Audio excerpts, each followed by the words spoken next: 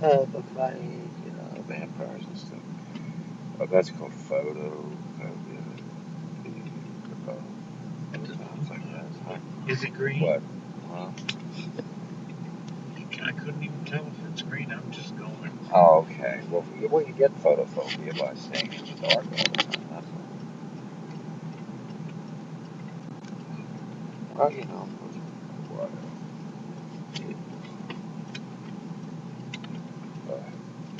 Well, it's just that, they are beautiful stories, exaggerated illnesses, you know, exaggerating, an illness that you know of, and making it into, a supernatural story. So anyway, and that's a story that has superior nature. I got the, What?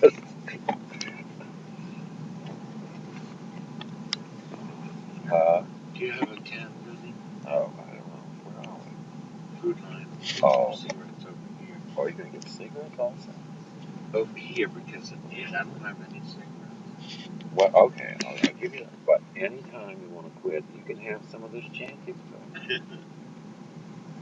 stuff. Here we go. Let me get the money.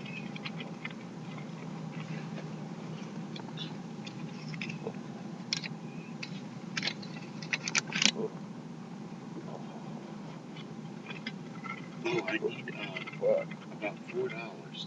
I need a 10 and a 4 and 4 ones or something. Hold on. I need to get Mother some Activia. Okay, now hold on. Because there was money in my pocket, but I can't. Well, we bought. Well, there was money in my pocket. Hold on. But anyway, right now I have $2, and we did lose an envelope of money, and there is $200 in that envelope. So when we find that envelope, we'll have $200. But but anyway, I guess I want to finish this video, before I do anything. But I'll have to go in and use my banking card to buy everything. The banking card.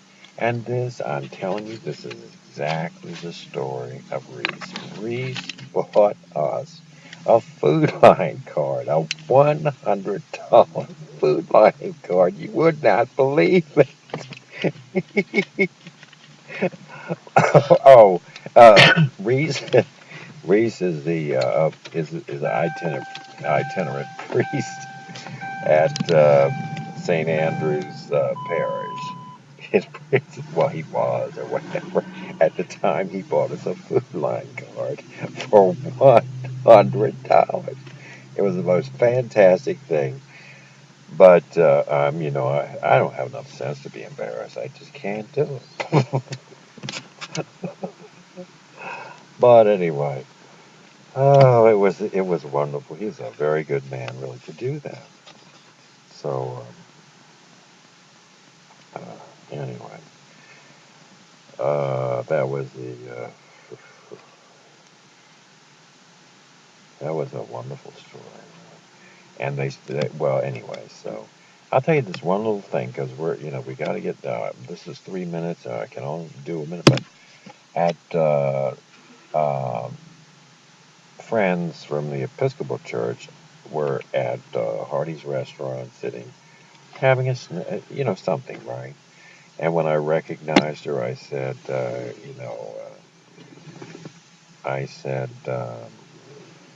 I've been going to the Unitarian Church, and I said, you know, one thing about the Unitarians is that they're very challenged about reading the Bible because they don't read it, you know. So she said Episcopalians do. So anyway, and she said, we, well,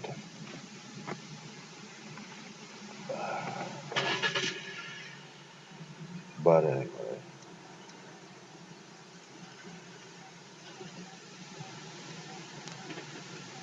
Well, it's not complicated. It seems so sentimental. So sentimental. It's not that sentimental, really. We didn't have any kind of sentimental breakup or anything. Nothing. It wasn't very sentimental. We spoke to each other very matter of fact. So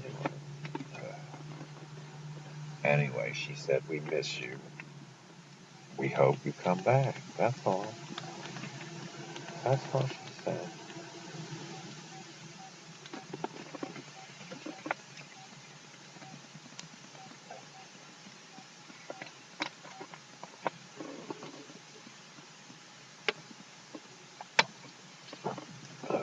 Well, anyway, I think I completed most of this exercise.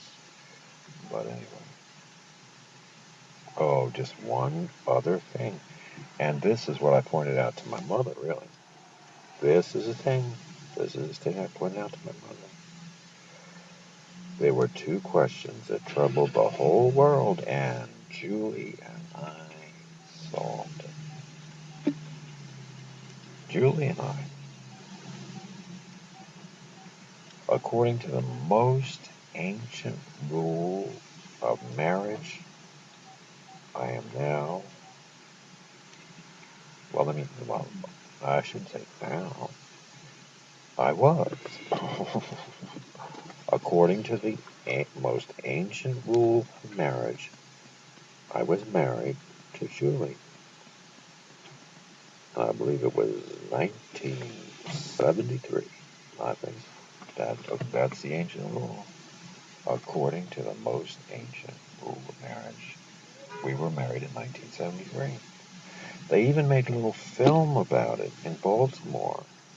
It was called Friends. It was made in France. So anyway,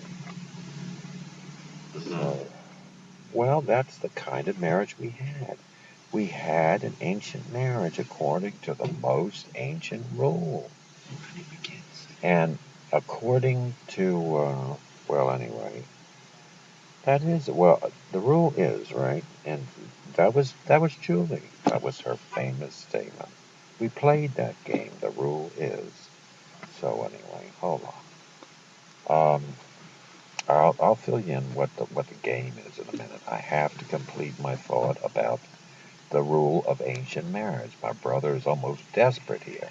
Hold on. Okay, the rule of ancient marriage is uh, if you're married like tobacco, right? If you're married like tobacco,